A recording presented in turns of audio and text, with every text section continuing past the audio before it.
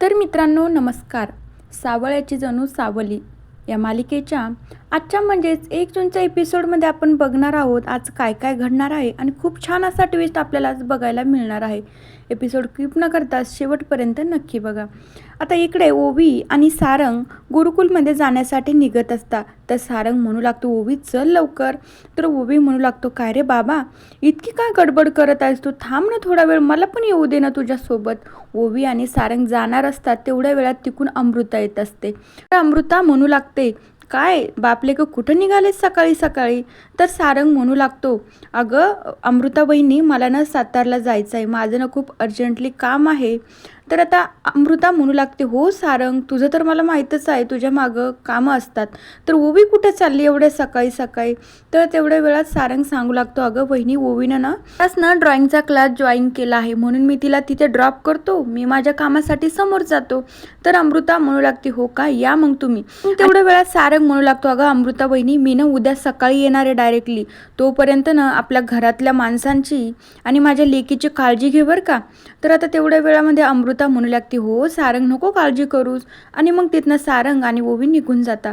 पण तितक्यात मात्र तिथे मोनिका येते. मोनिका म्हणू लागते, काय ग अमृता आणि काय करते तू इथे. अमृता म्हणू लागते, काही नाही मी आईंसाठी ना चहा घेऊन जाते.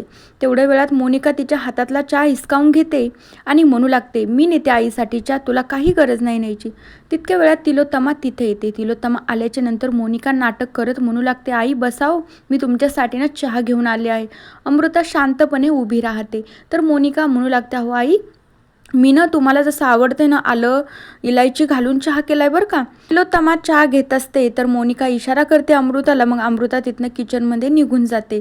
तर आता मोनिका तिलोत्तमाला म्हणू लागते, आई काय झालंय तुम्हाला, तुमचा चेहरानं मला सतत पडल्यासारखा दिसतो, काही झालंय का, तुमची तब्येत वगैरे ठीक नाही का, मला सांगा तुम्ही. तर तिलोत्तमा म्हणू लागते, काही नाही ग मोनिका, जास्तीचं काही नाही झालं, रात्रीनं मला झोपच नव्हती लागत ना म्हणून थोडंसं मला ना थकवा आल्यासारखा झाला आहे. तर मोनिका सांगू लागते, अहो आई मला पण तसंच झालं, रात्रीनं मला झोपच आली नाही, माझ्या डोक्यातनं सतत विचारच चालू होते. आणि तितक्यात मला सावलीचा देखील विचार आला आहे की आई ती मुलगी आपल्या घरात परत येणार तर नाही ना. तर मोनिका नाटक करत हे सगळं बोलत असते. तर तिलोत्तमाला ना खूप मोठा धक्का बसतो. म्हणजे मोनिकाच्या पण डोक्यामध्ये सावलीचाच विचार चालू आहे आणि मला पण सावलीच्याच विचारांचं म्हणजे सावलीचं स्वप्न पडलं आहे. तेवढ्या वेळामध्ये तिलोत्तमा म्हणू लागते, मोनिका सकाळी सकाळी त्या मुलीचं नाव माझ्यासमोर तुला कुणी घ्यायचं सांगितलं, कशाला त्या मुलीचं नाव माझ्यासमोर घेतेस तू. मोनिका म्हणू लागते, अहो आई हो तुमचं खरं आहे, तुम्हाला राग आहे त्या मुलीचा तिच्या नावाचा, पण एक सांगते मी, मला ना रात्री तिचेच सतत विचार येत होते माझ्या डोक्यात, म्हणून मी एक माझ्या पद्धतीनं तुम्हाला सांगण्याचा प्रयत्न केला. आणि मग तिलोत्तमा विचारात पडते. तर मोनिका म्हणू लागते, हां म्हणजे आता ना या सावलीला ना या घरामध्ये घेऊन यावंच लागेल मला. आणि मग मोनिका तिथनं निघून जाते. तर तिलोत्तमा म्हणू लागते, मोनिकाने तर तिची बाजूच सांगितली, पण माझ्या पण डोक्यात सावलीचाच विचार चालू आहे, मला या मुलीचा ना काहीतरी लवकर बंदोबस्त करावं लागेल. मग तिलोत्तमा असं ठरवते की आता जगन्नाथला फोन करायचा आणि सावलीबद्दल त्याला सगळं काही विचारून घ्यायचं. आता त्यानंतर इकडे मात्र सारंग गुरुकुलच्या बाहेर गेलेला असतो. ओवी आणि सारंग गेल्याच्या नंतर अभिर लगेच तिकडनं येतो. सारंग म्हणू लागतो, अभिर मी ना आता सातारलाच चाललो आहे, माझं ना खूप अर्जंटली काम आहे. तेवढ्या वेळामध्ये आता सारंग म्हणू लागतो, हो पण ओवी तू तुझ्या गाण्यावर लक्ष ठेव बरं का, उद्या तुमचा खूप मोठा कार्यक्रम आहे. ओवी म्हणू लागते, हो रे बाबा तू नको काळजी करूस, मी लक्ष देते आणि मी छान असा रियाज पण केला आहे. तर अभिर म्हणू लागतो, हो सुपर हिरो, पण कार्यक्रमाला तुम्हाला यावं लागेल बरं का, तुमच्या लाडक्या लेकीचा कार्यक्रम आहे. तर आता तेवढ्या वेळात सारंग म्हणतो, हो अहो मी येणार नक्कीच अभिर कार्यक्रमाला, काय मी कार्यक्रमाच्या टायमिंगपर्यंत मी तिथे हजर असणार बघ. तर अभिर म्हणू लागतो, हो पण आपली गोष्ट लक्षात आहे ना. तर सारंग म्हणू लागतो, हो आपल्याला सिंहगड बघायला जायचं ना, जर नाही जाणं झालं ना तर सिंहगडलाच मी घरी घेऊन येतो. आणि मग अभिरला हसायला येतं. तर सारंग म्हणू लागतो, हे मुलं नेमकं मला काय समजताय ना, मला कळतच नाही. आणि मग त्यानंतर सारंग तिथनं सातारला जाण्यासाठी निघत असतो. दुसरीकडे तिलोत्तमा जगन्नाथला फोन करायचं ठरवत असते. म्हणू लागते, जगन्नाथला जर मी आता फोन नाही केला ना, पण आता मला माझी गरज आहे, मला एका मिनिटासाठी माझा अहंकार बाजूला ठेवावा लागेल आणि मला त्याला फोन करावंच लागेल. तिलोत्तमा जगन्नाथला फोन करते. तर जगन्नाथला तिलोत्तमाचा फोन बघून एकदमच धक्का बसतो. तर तिलोत्तमा जगन्नाथला फोन केल्याच्या नंतर जगन्नाथ म्हणू लागतो, काय बाबा 8 वर्षानंतर गरिबाची कशी आठवण झाली की डायरेक्ट फोनच केलाय. तिलोत्तमा म्हणू लागते की जगन्नाथ मला तुला भेटायचं आहे, मला तुझ्याशी बोलायचं आहे. तर जगन्नाथ म्हणू लागतो, हो ना, उद्या मग आपल्या इथं ना खूप मोठा कार्यक्रम आहे आपल्या गुरुकुलमध्ये, तुम्ही तिकडे या, मग आपलं बोलणं पण होईल. पण आता तिलोत्तमा म्हणू लागते, नाही मला तुझ्यासोबत नाही एकट्यात बोलायचं आहे, तिथे नाही बोलू शकत मी. त्यानंतर जगन्नाथ म्हणू लागतो, मग कुठे बोलायचं आपण आणि कुठे भेटायचं. त्यानंतर तिलोत्तमा सांगू लागते की मला ना तू तुझ्या घरी भेट, मी पण तिथेच येते. जगन्नाथ म्हणू लागतो, हो येतो मी माझ्या घरी, तुम्ही पण तिकडंच या. आता त्यानंतर मोनिका परत एकदा गुरुकुलमध्ये जाते. तिला सावलीबद्दल परत जाणून घ्यायचं असतं की तिच्या मनात नेमकं काय चालू आहे, पण मात्र ती तिची ओळख लपून तिथे जात असते. तो बाहेर बसणारा व्यक्ती म्हणू लागतो, प्लीज तुम्ही आत्ता सध्या ना गुरुकुलमध्ये नाही जाऊ शकत, छोटे मुलं आहेत आणि त्यांचा ना क्लास चालू आहे, तुम्ही वेट करा, मी जर तुम्हाला मॅडम आल्या ना तुम्हाला मी सांगतो.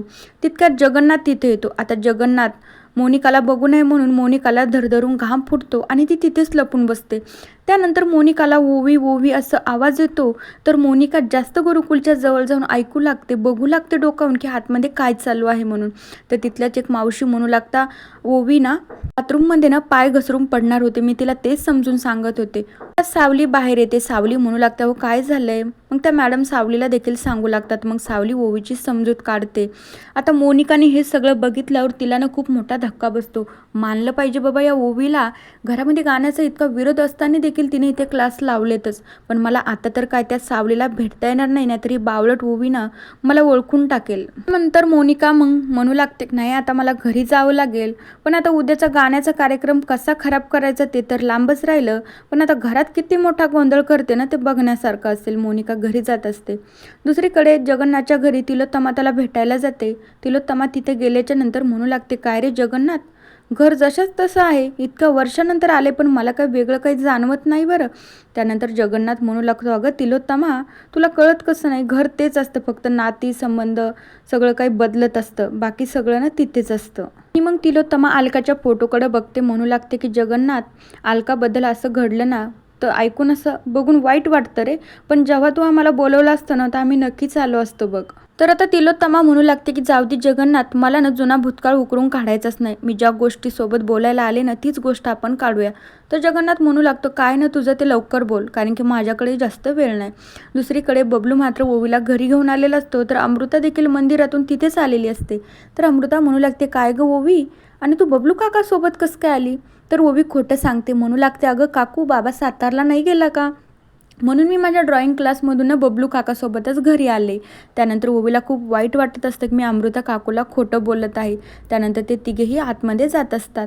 तर दुसरीकडे आता तिलोत्तमा म्हणू लागते की जगन्नाथ माझ्या राजकुमारला काय धमकी दिली आहे. तर जगन्नाथ म्हणू लागतो, अगं तिलोत्तमा तुझा ना काहीतरी गैरसमज होतोय, धमकी मी त्याला दिली नाही तर धमकी त्याने मला दिली आहे. तर तिलोत्तमा म्हणू लागते, जगन्नाथ तुला कळतंय का, तू जर राजकुमारला धमकी दिली तर म्हणजे मला धमकी दिल्यासारखी आहेस ना तू.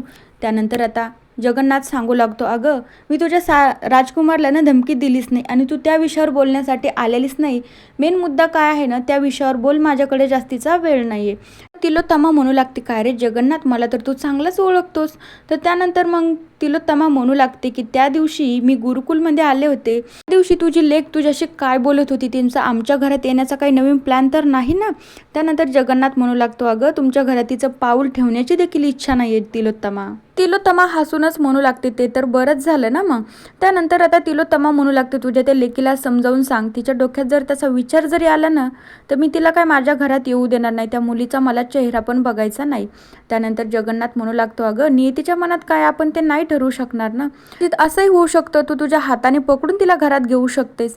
तर त्यानंतर तिलोत्तमा म्हणू लागते, जगन्नाथ त्या मुलीला मी ह्या जन्मात काय पुढच्या 7 जन्मात पण मी माझ्या घरामध्ये घेणारच नाही. तर मित्रांनो, बघूया आता येणाऱ्या भागामध्ये आपल्याला काय बघायला मिळतं. तोपर्यंत मालिकेच्या पुढील भागांच्या अपडेट्ससाठी आपल्या चॅनलला नक्की सबस्क्राईब करा. So bye.